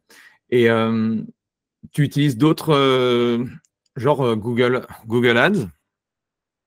Moi, j'ai fait intervenir des agences. Ça a toujours été un flop total. J'ai dépensé beaucoup d'argent. J'ai jamais vraiment craqué le code. Tu utilises Google Non, Ads? bah non, je vais pas t'apporter grand-chose de plus parce que ouais, non, j'utilise pas. Alors Google Ads, pourquoi je l'utilise pas? Déjà, pourquoi je le fais pas utiliser forcément à des coachs sportifs, c'est que le coût par prospect, le coût par clic, etc. est plus cher. Donc c'est vrai que c'est pour ça, je pense qu'on a tendance à beaucoup plus partir d'abord sur la publicité Facebook, Instagram. Et puis non, mais effectivement, c'est un challenge que je me suis lancé là dans les prochains mois, années, c'est de monter en compétence sur l'écosystème Google, que ce soit en SEO, même si le but, c'est pas de devenir un expert du SEO, mais c'est de clairement monter en compétence sur le référencement Google. Et ne serait-ce que, comme tu dis, pour pouvoir prendre une agence et la driver correctement, parce que je pense, comme je te disais au début, c'est que si tu connais vraiment rien, du coup, tu sais pas ce que tu achètes et voilà. Et pareil pour SIA, donc en Google Ads, j'aimerais bien aussi monter un petit peu en compétence dessus. Ouais. Donc voilà. Donc généralement, je recommande des gens, mais je le fais pas moi-même. Ouais, ça me paraissait logique, tu vois, Google Ads, bon, si tu cherches coach sportif Dijon, bah voilà, si tu es, au-dessus, je me disais que mais du coup, même en ayant ces mots-clés spécifiques ou autres, ouais, ça n'a jamais donné des très bons résultats. Alors peut-être que effectivement, j'ai pas attendu assez longtemps, mais tu craches beaucoup plus de cash que sur Facebook ou Insta. C'est clair, c'est clair. Mais pourtant, c'est dommage parce que c'est vrai que c'est un trafic qui est bien qualifié puisque c'est des gens qui font une recherche déjà de formation. Mm. Ils ont tapé les mots-clés, donc a priori, c'est très qualifié. Mais effectivement, ouais, non, c'est pas c'est quelque chose, c'est un objectif. C'est un objectif que je me suis fixé. En termes de business local, est-ce que tu as d'autres stratégies à nous partager pour ceux qui ont, soit qui sont coach dans un fitness ou ceux qui sont studio, qui ont une box de CrossFit ou des choses comme ça, des trucs que tu as pu tester? Ben écoute, j'en ai dit pas mal dans le sens où effectivement les basiques, photos, vidéos, impérativement très sympa. Après, du coup, je sais qu'il y a quand même beaucoup de clubs, ça fait un moment que c'est ouvert, ou beaucoup de studios ça fait un moment qui sont ouverts. Il faut pas hésiter à rafraîchir son image de marque. C'est vrai que souvent on se dit tiens, j'ai créé un logo ou j'ai fait créer un logo et c'est bon, il est là, il marche bien, je vais pas le changer. Il faut savoir aujourd'hui que les grandes marques elles passent leur temps à faire ce qu'on appelle un rebranding, c'est-à-dire à rafraîchir leur image de marque, pardon. Et donc elles refont le logo, elles le modernisent, elles refont peut-être les musiques autour aussi, elles refont toute la charte graphique. Parfois elles changent de code couleur même. Elles vont changer une Decathlon a fait animation. ça, je crois, là, récemment, non? Il me semble. Je sais pas s'ils ont, Exactement. ils ont pas encore changé. Je pense que je l'ai pas vu chez moi là, mais Si, j'ai si, vu si. passer effectivement. Ouais, ouais. Carrément, très bon exemple, ouais, ouais, complètement. En plus, dans le milieu du sport, vous regardez Decathlon, ils ont changé, donc t'as raison, ils ont rajouté un petit logo en plus à côté, à droite ou à gauche du mot Decathlon. Je crois qu'ils ont changé la police d'écriture. Et bah eux, après, ils sont allés encore plus loin, c'est qu'ils avaient plein de marques, tu sais, de sous-marques. Il y avait Forclaz, il y en avait plein d'autres. Et je crois Ouais. qu'ils réunissent tout sous la même marque Decathlon, si je dis pas de bêtises. Donc eux, c'est encore, mais c'est pour dire que il faut pas hésiter quand tu as créé un studio de coaching et à côté un programme en ligne, il faut pas hésiter parfois à recréer une nouvelle marque. Il faut pas hésiter parfois à rafraîchir et donc c'est vrai que je vois beaucoup de clubs de remise en forme. Bah, c'était le cas du coup du club de mon client à Tours par exemple. Bah lui, je pense que son site il datait d'il y a 15 ans ou 10 ans. Le logo pareil. Et du coup, faut pas hésiter à faire refaire ça. Donc là, effectivement, si t'as pas les compétences, ça vaut le coup effectivement de repasser par une agence. Pourquoi pas repasser par la même, pourquoi pas challenger, évidemment, demander des devis, mais pas hésiter à rafraîchir. Ça déjà, hein, je pense pour les commerces locaux, en tout cas pour les clubs, les studios locaux, souvent je vois il y a des trucs un peu vieillissants puisque souvent bah, c'est des structures qui ont été ouvertes il y a quelques années. Donc pas hésiter à refaire, à refaire. C'est risqué parfois, il faut pas changer de nom trop souvent, donc pourquoi pas garder le même nom et pourquoi pas garder le même code couleur pour pas trop créer de confusion. Mais ne pas hésiter à remoderniser un petit peu les choses, refaire le site. Il vaut mieux garder le même nom de domaine et garder la même structure de site pour garder ton référencement. Si tu repars de zéro, c'est une erreur fatale. En tout cas, après voilà, c'est un impératif. Pourquoi pas, ça peut arriver, mais il vaut mieux repartir du site existant et demander à une agence de le refaire. C'est pour ça que c'est important, comme je disais, de pas faire créer ton site n'importe comment, parce que par exemple, si tu fais créer un site, et je sais qu'il y a des agences qui le proposent et c'est très bien, hein, elles ont raison. Et elles vont faire le site pour les coachs, mais les coachs ne seront pas propriétaires de leur site. Euh, je respecte complètement que des agences puissent proposer ça ou que d'autres proposent ça, mais je trouve que pour un coach sportif, c'est pas hyper avantageux parce que il va pas être propriétaire de son site et le jour où il veut changer, moderniser, etc., il va être obligé de rester avec le même prestataire.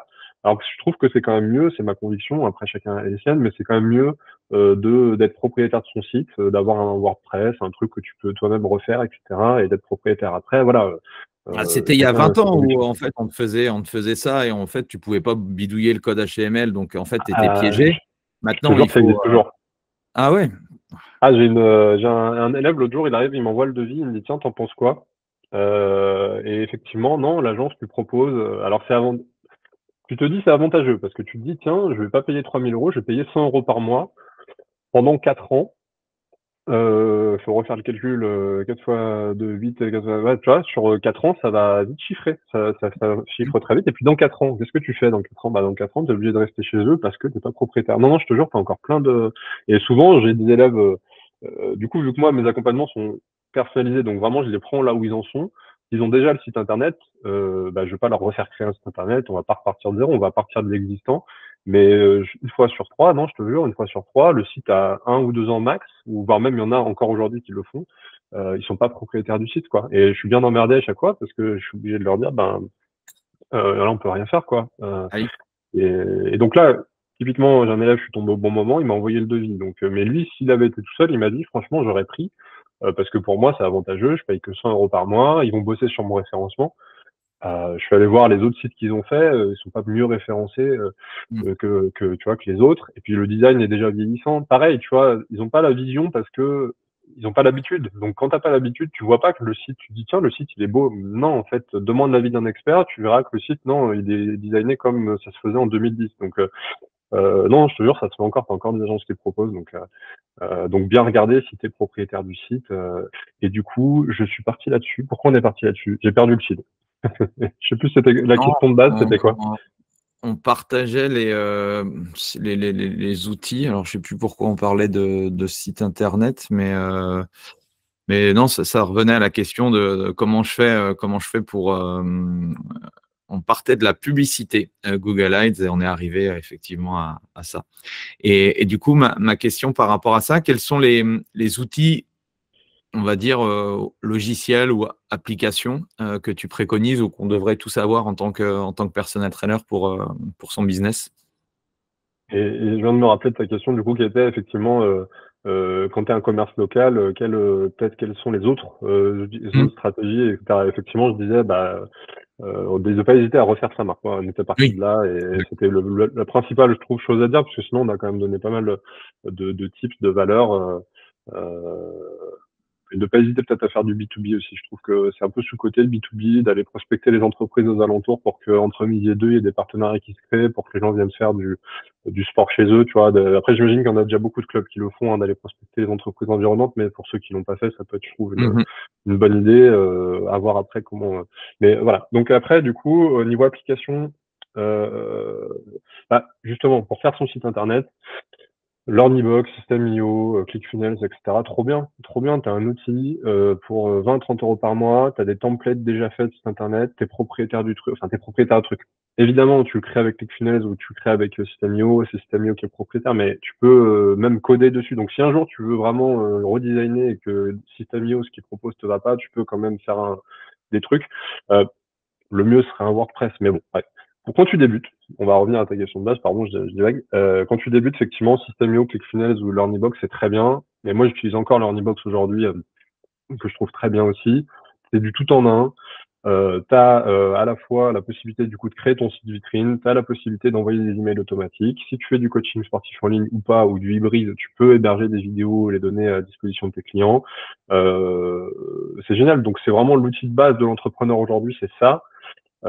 C'est vraiment ça, quoi. T'as des templates, en fait, donc c'est relativement simple. T'as des tutos, t'as des templates. Encore une fois, tu peux te former aussi pour monter en compétences. Je suis un peu moins fan de Wix. Je trouve que Wix, c'est moins complet, du coup. C'est beaucoup moins complet, donc Wix, je suis pas fan. Mais System.io, Learnybox, ClickFunnels comme premiers outils, c'est très bien. Et puis, après, rapidement, là, ce qui est intéressant en ce moment, c'est effectivement l'IA. Après, globalement, sur les outils d'intelligence artificielle, il y a un gros blocage, je trouve. Tu vas me dire ce que tu en penses, toi, de ton côté. Est-ce que tu remarques aussi que tu as beaucoup de coachs qui se réfugient un peu trop derrière ça? C'est-à-dire, à chaque fois, ils commencent une formation, ils vont me dire, OK, c'est quoi les outils? Est-ce que je vais utiliser un outil pour ça, un outil pour ça, un outil pour ça? Et finalement, tu es tellement en quête d'outils que tu enlèves l'humain. Je te donne un exemple, j'ai un élève, il a un message d'absence sur WhatsApp. C'est-à-dire que moi, je l'écris, parce que quand je les accompagne, les élèves, ils ont mon WhatsApp, je lui l'écris, et j'ai tout de suite, bonjour, je suis pas disponible pour le moment, veuillez me rappeler plus tard. Je comprends, parce que tu as écrit à une grosse entreprise, tu as un message d'absence. Mais tu es un coach sportif indépendant. Tu vends du conseil, tu vends de l'humain, reste, tu vois, peut-être que toi, tu as un message d'absence, on dit, mais parce que toi, tu as une audience, t'as un truc, tu tournes, c'est un gros truc. Et à certains niveaux, moi, Urfit, par exemple, si j'ai un message d'absence, tant mieux. Mais là, je parle d'un coach, tu vois, qui, c'est bon. Tu vends de l'humain, tu es un peu un artisan, finalement. Tu gardes cette humanité, donc le message d'absence peut-être un peu too much. Donc l'automatisation de tel ou tel truc un peu too much aussi, tu vois. Trop d'emails automatiques, plus l'email automatique, trop de emails automatiques un peu trop startés avec un peu trop de déco de machin. Tu sens que c'est un email automatique, tu en reçois 10 par jour, les gens ils en ont marre. Donc aujourd'hui, un petit email avec 4-5 lignes, salut François, comment vas-tu? Salut Andy, comment vas-tu? J'ai un petit tips à te partager, clique sur le lien ci-dessous, signé François, signé Andy. Je trouve que c'est plus humain, ça met d'humain dans le truc, c'est quand même plus cool. Donc les outils et l'IA, génial. Mais attention, déjà à ne pas se réfugier derrière et du coup à en pousser plein d'outils. Aujourd'hui, les gens, ils en peuvent plus des outils. Quand ils font appel à un coach, ils veulent pas des outils, ils veulent un coach sportif, ils veulent un accès à toi, ils veulent te parler.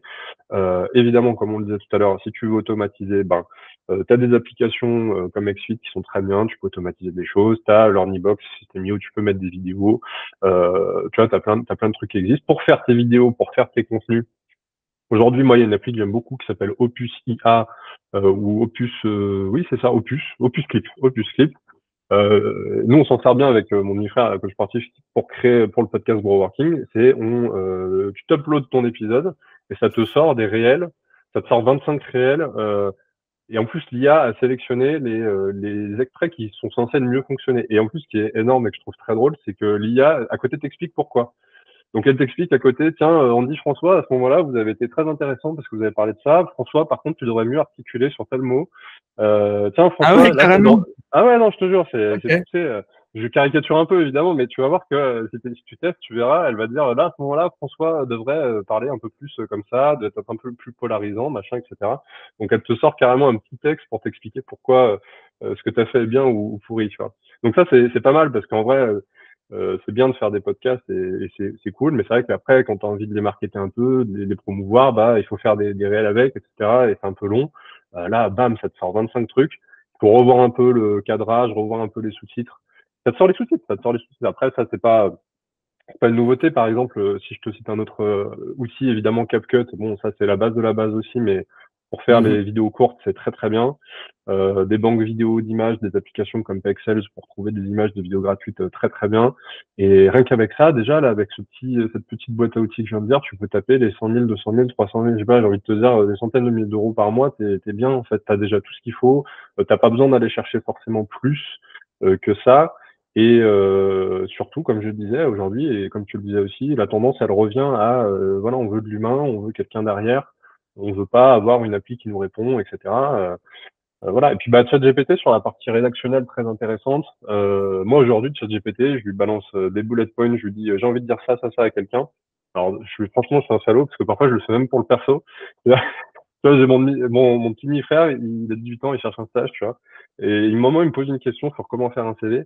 Je t'avoue, tu vois, j'ai pris une petite note, j'ai écrit, non, j'ai dicté, je fais de la dictée vocale. Donc, j'ai fait ma dictée vocale en disant ce que je voulais lui dire. Hop, j'ai mis ça dans le chat GPT, j'ai dit, tu peux lui rédiger pour mon petit frère, tu le tutoies, machin, hop, voyez le truc. Et en fait, c'est plus, moi, je suis pas hyper bon pour mettre les mots comme il faut et je sais qu'il y a beaucoup de gens pour qui c'est le cas. On n'est pas bon forcément pour avoir du tact. Moi, je suis très franc, je suis très machin, et c'est vrai que parfois il faut mettre un peu les formes, il faut pas trop brusquer, il faut pas trop, voilà. Et j'aime bien du coup l'IA sur la partie en tout cas générative rédactionnelle, et une grande aide pour moi parce que ça me permet de moins passer pour un connard, tu vois, et d'être beaucoup plus pédagogue, d'être beaucoup plus fin, d'être beaucoup plus donc voilà, ça c'est des outils qui sont Tu bien. passes bien, hein, on est en podcast. Tu Bon bah passes bien. cool, super, ça marche. Bon bah cool. Mais c'est vrai que par écrit, en fait, non mais t'as raison, c'est plus par écrit que j'ai un problème. C'est que par écrit, je te jure, depuis que je suis gamin, on me dit mais j'ai l'impression que tu m'agressais. Non, bah non, pas du tout. Je voulais juste te dire, te conseiller sur un truc. C'est vrai que par écrit, c'est dur je trouve, de retranscrire comme il faut les choses. Donc l'IA pour le coup, elle est bien là-dessus. Donc bref, je m'égare. En tout cas, tous ces outils-là sont bien. Sont largement suffisants en fait quoi. Et ça même voilà, c'est n'importe quel entrepreneur du web de 2024 te dira que t'as pas besoin d'aller chercher 50 000 autres trucs supplémentaires et que le reste c'est Non, le syndrome de l'objet brillant. choisissez à un moment donné parce qu'il y en a au bout d'un an. Alors, ils ont testé tous les outils d'autorépondeur et de gestion de pages de capture du monde, mais ils en ont toujours pas un, tu vois. Et du coup, bon, il y a un peu de vécu aussi de ma part, mais c'est vrai qu'à un moment donné, on en choisit un. Certes, il a des avantages, il y a des inconvénients que les autres n'ont pas, mais voilà, vice-versa.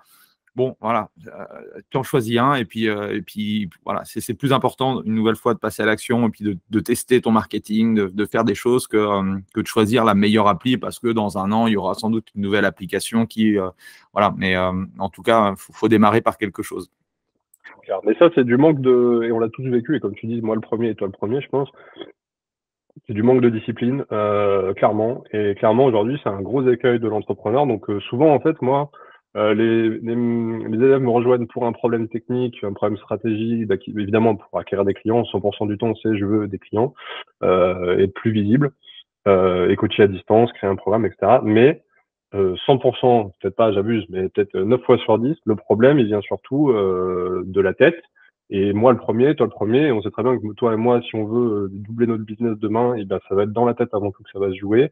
Et eux c'est pareil, en fait. Donc, ça, quand tu galères à choisir des outils, drapeau rouge, attention, je suis en train, en fait, de perdre du temps, mais perdre du temps, c'est parce que je perds du temps là-dessus, mais parce qu'en fait, je suis en train de perdre en discipline, quoi. C'est au lieu de courir au lieu d'aller faire ma séance de musculation comme mon coach me l'a dit, je passe 15 minutes à l'accueil à me demander, tiens, est-ce que j'achète cette serviette-là? Est-ce que j'achète, tiens, je vais peut-être acheter le gel douche de la salle, je sais pas quoi. Non, mais en fait, non, t'es en train de t'égarer. Mm, La mm. discipline, tu te dis, j'ai un objectif, on m'a donné ce plan d'action. Ok, eh ben, j'applique ce plan d'action, ni plus ni moins, et je m'égare pas. Si on m'a dit d'y passer 3 heures par semaine, j'y passe 3 heures par semaine. Si on m'a dit de m'entraîner 45 minutes, je m'entraîne 45 minutes. Je traîne pas à discuter avec un pimpin à droite à gauche. Voilà, c'est de la discipline et de l'autodiscipline même. Et quand tu es entrepreneur, c'est vrai que du coup, quand tu es entrepreneur, c'est dur de l'acquérir et c'est un travail permanent sur soi. Mais il faut le faire parce que tu perds un temps fou et toi et moi, le premier, on a dû perdre du temps sur des bêtises sans fin, quoi. Oh que oui, oh que oui. Bon, mais merci François en tout cas de tout ce partage. J'espère que beaucoup ont pris des notes. Est-ce que tu as, comment tu continues à t'améliorer, à progresser, toi?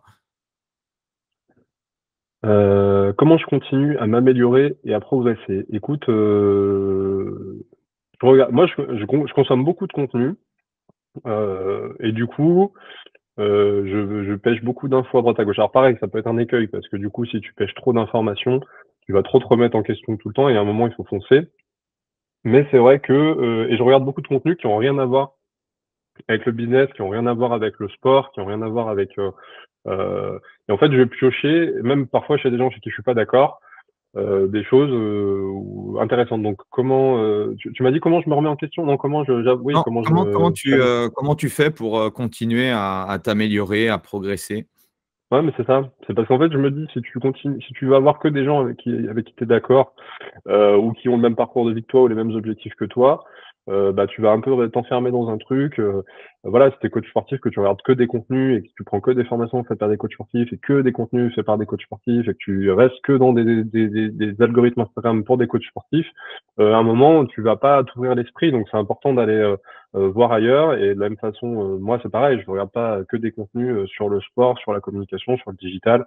Donc, c'est très important, je trouve, d'être curieux parce que du coup, tu vas donc très concrètement, je dois regarder ou écouter peut-être 1 heure par jour de contenu. Ça peut être en cuisinant, ça peut être en conduisant, ça peut être en bossant. Parfois, je fais une tâche un peu répétitive. Je vais écouter un contenu et du coup du contenu qui sort complètement de ce que je connais. Euh, voilà, avec un angle. Par contre, avec une personne qui va me le rendre accessible. Je regarde pas des trucs. Voilà. Si j'y connais rien, je vais prendre un mec. Mais tout ça pour dire 1 heure par jour, je pense. Moi, c'est un peu ça que je fais. 1 heure par jour où je regarde des choses complètement différentes. Et je vais essayer, en écoutant, d'aller piocher un truc que j'ai pas chez moi et de me l'approprier. Et je fais ça du coup depuis très longtemps maintenant, parce que comme je t'ai dit, à partir de 18 ans, vu que j'ai commencé à prendre du recul et à aller piocher à droite à gauche, j'ai gardé ce rythme-là d'aller piocher des trucs. Et j'ai l'impression, et j'essaye d'être justement un peu en amélioration constante.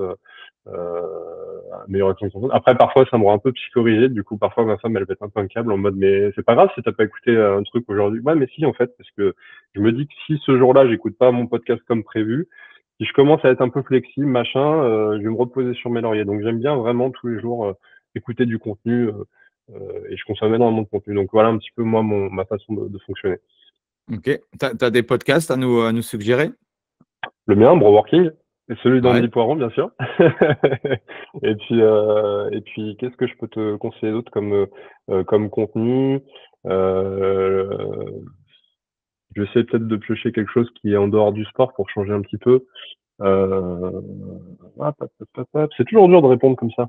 Tu sais quoi? Le mieux, c'est peut-être que je prenne, tu vois, mon historique YouTube et que je te dise peut-être les dernières émissions que j'ai regardées. Comme ça, je perds bien l'audience. Comme ça, je fais bien attendre, tu sais, 10, Ah, 15, pas de 20, 30 souci. secondes, comme ça, pour bien perdre l'audience de tout le monde. Ouais, non, ils sont assidus. Euh, bonne question. Euh, J'écoute pas mal de trucs un petit peu de société. Alors tiens, il est un peu polarisant, mais j'écoute pas mal, comme je te dis, j'écoute des gens avec qui je suis pas forcément toujours d'accord. Stéphane Edouard, je sais pas si ça te parle. Ah, si, ouais. C'est un sociologue, voilà. On n'est pas toujours d'accord. T'es pas toujours d'accord. Tout le monde n'est pas toujours d'accord avec lui, je pense, mais il y a des trucs intéressants à aller piocher. Il a aussi une approche parfois d'entrepreneurial. Il a une approche des relations sociales, etc. Et je trouve qu'il y a, quand t'es adulte ou même voilà, bref, entrepreneur adulte, peu importe, il y a forcément un truc à aller piocher chez lui d'intéressant, peu importe sur quoi tu l'écoutes. Il fait des vidéos sur la relation homme-femme, sur les relations professionnelles, sur des faits de société aussi. Et je trouve qu'il a des contenus qui sont intéressants. Après, il y a parfois des trucs qui vont être un peu polarisants, donc peut-être que les gens d'accord, pas d'accord. Et puis il a une façon de s'exprimer un petit peu hautaine, peut-être parfois, ou un petit peu mondaine, tu vois. Il s'exprime très bien, mais il en joue un peu trop, tu vois. Donc il est un peu trop machin. Mais donc ça peut être parfois énervant, mais il faut passer un peu cette barrière-là. Et derrière, il y a, comme je disais tout à l'heure, moi je me force à écouter des gens avec qui j'ai un mauvais a priori. Lui, j'avais un mauvais a priori. Je le trouvais trop propre sur lui, trop un peu péteux, tu vois, machin. Et en fait, au pire, tu regardes pas la vidéo, t'écoutes que le son. Et j'arrive à passer tout ça. Donc Stéphane Edouard, moi j'aime bien, ça, c'est des contenus qui sont instructifs et il y a toujours un truc à piocher, donc c'est toujours intéressant. Top. Eh bien, merci. Merci de ton temps. Pour ceux qui, justement, aimeraient en savoir un peu plus sur ce que tu proposes, tu nous l'as partagé un petit peu au début, mais voilà, on va voir ton site. Je mettrai tout ça, tous les liens, tu me les donneras et je les mettrai dans la description. Site internet, Instagram, enfin, je pense que voilà, c'est assez facile de te trouver. Est-ce que tu as un dernier message à partager? Ben, déjà, je te dis un grand merci pour l'invitation. C'est un plaisir. Et puis, c'est bien, comme j'ai vu, du coup, j'avais jamais écouté, donc je vais l'écouter, ton podcast. Du coup, j'ai vu qu'effectivement, tu faisais intervenir pas mal d'acteurs du fitness, donc c'est très intéressant. Je trouve que ce qui est intéressant dans ce podcast, c'est de pouvoir voir un peu tous les acteurs et d'avoir une bonne cartographie de son secteur, c'est important, et de bien voir tous les acteurs. Encore une fois, je pense qu'il y a des gens avec qui je serais pas d'accord ou des gens avec qui tu n'es pas d'accord, mais mine de rien, à force de parler et d'écouter, il y a toujours un truc à aller piocher. Donc, bravo à toi déjà pour avoir fait le podcast. Ça fait plus de 100 épisodes, non? C'est ça, non? J'ai cru voir. Ouais, ça fait un peu plus Ouais. de 2 ans, ouais. Un peu plus de deux Ok, ans, ouais.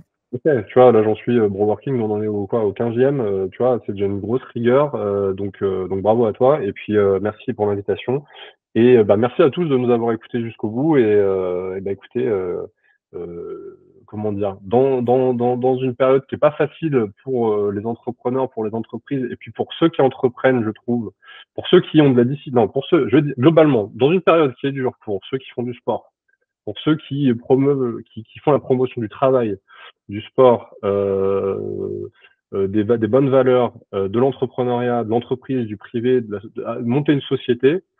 Cette période, elle est vraiment pas facile. T'as vraiment un courant de pensée en ce moment qui est très dur à contrer. Et quand tu veux mettre les gens au sport, quand à côté t'as des mecs qui font des vidéos qui expliquent que en fait c'est de la bigorexie, que les salles de sport sont pas inclusives, que je sais pas quoi. Enfin bref, je vais pas partir trop loin, mais bref, c'est très dur. C'est très dur aussi quand l'État te matraque fiscalement en France aujourd'hui. Quand tu veux monter une boîte, c'est pas facile du tout.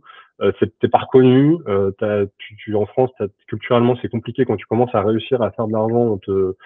Tu fais des jalousies, tu perds des amis, tu perds des gens. Donc c'est pas facile. Donc vraiment dans cette période dure, je trouve que il faut bien s'entourer, écouter les bons contenus. C'est ce que tu crées, c'est ce que tu fais. Tous se parler ensemble avec le même état d'esprit, le même mindset. Et je pense que voilà, qu'on soit tous un peu dans cette logique-là pour nous créer une tendance qui existe déjà mais qui est peut-être un peu plus faible, de créer nous une contre-tendance qui est non, nous on promeut le sport, on promeut la santé, on promeut non pas que de la médication, on promeut de la prévention, on promeut de la discipline, du travail, des valeurs traditionnelles parfois, pas trop non plus, mais quand même. Et voilà, et on y va tous ensemble et on, on contre un peu cette tendance à rien faire, à vouloir être responsable de rien, à se plaindre, machin, enfin voilà. Restons positifs et restons tous ensemble. Désolé, j'ai fait long. Non, top. Eh ben, super message de fin. Merci François, merci tout le monde. Pensez à mettre un 5 étoiles et un commentaire pour François. En tout cas, merci. Et nous, on se retrouve la semaine prochaine pour un nouvel épisode. Allez, salut. Salut Andy, salut à tous. Voilà, c'est fini pour aujourd'hui. J'espère que l'épisode vous a plu. Merci d'avoir passé ce moment en ma compagnie. Deux petites choses avant de vous quitter. Si vous cherchez les notes de l'épisode ou que vous voulez tout simplement me contacter personnellement, allez sur mon site andypoiron.com. Donc tout attaché, www.andypoiron.com. Vous trouverez toutes les informations nécessaires. Et dernière chose, et c'est la plus importante pour moi, si vous voulez m'aider à promouvoir ce podcast, eh bien vous mettez un avis 5 étoiles sur Apple Podcast. Si vous regardez cet épisode sur YouTube, eh bien pensez à liker et à vous abonner à ma chaîne YouTube et pensez à en parler autour de vous, pensez à en parler à vos amis ou à vos collègues dans le fitness. Ça permettra véritablement à ce podcast d'avoir beaucoup plus de visibilité. Voilà, en tout cas, merci, à très vite pour le prochain épisode.